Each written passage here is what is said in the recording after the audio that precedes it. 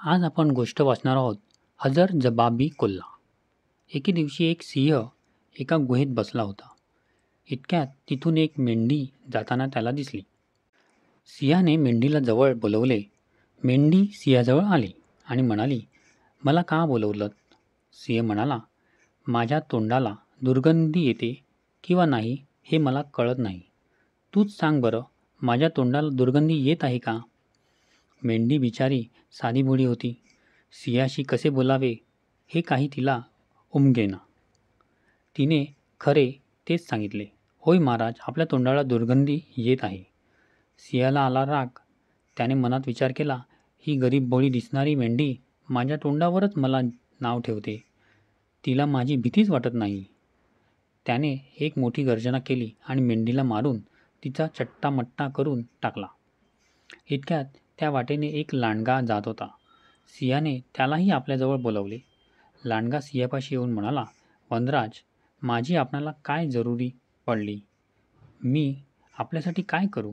सिंहाने त्यालाही तोच प्रश्न विचारला. लांडग्या, खरं सांग, माझ्या तोंडाला दुर्गंधी येत आहे का? लांडगा खुशामत करण्यात हुशार होता. तो म्हणाला, महाराज, आपल्या तोंडाला दुर्गंधी कशी येईल? छे, हे कसं शक्य आहे? सिंह लांडग्यावर एकदम चिडला. त्याने विचार केला, या लांडग्याला खुशामतीशिवाय दुसरं काय येतं? तिरस्काराने तो लांडग्याला म्हणाला, अरे जा रे खुशामत्या, माझ्या तोंडाला दुर्गंधी येणारच नाही असं थोडंच आहे. तू खोटं बोलतोस, तुझी आता धडगत नाही. असे बोलून सिंह त्याच्यावर झेप घेण्यासाठी उठायला लागला. तेवढ्यात चपळाईने करून लांडगा पळून गेला. त्यानंतर एक कोल्हा त्या वाटेने आला. त्यालासुद्धा सिंहाने बोलवून विचारले, अरे कोल्ह्या, तू तरी आता खरं काय ते सांग, माझ्या तोंडाला दुर्गंधी येत आहे का? कोल्होबा हजरजबाबी होता. तो शांतपणे म्हणाला, महाराज, गेल्या काही दिवसांपासून मला पडसं झालंय. इतके बोलून तो लागोपाठ 4-5 वेळा शिंकलासुद्धा. तो पुढे म्हणाला, महाराज, मला क्षमा करा. सर्दीनं माझं नाक चोंदलं आहे. मला कोणत्याच प्रकारचा वास येत नाही.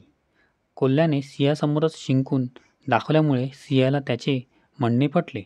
त्याच्या उत्तराचा सिंहाला अजिबात राग आला नाही. मग सिंहाने त्याला तेथून जाण्याची आज्ञा केली. कोल्ह्याने सिंहाला राम राम केला आणि त्याने तिथून धूम ठोकली. यावरून आपल्याला कळतं, नेहमी काळ वेळ पाहून विचार करून बोलले पाहिजे.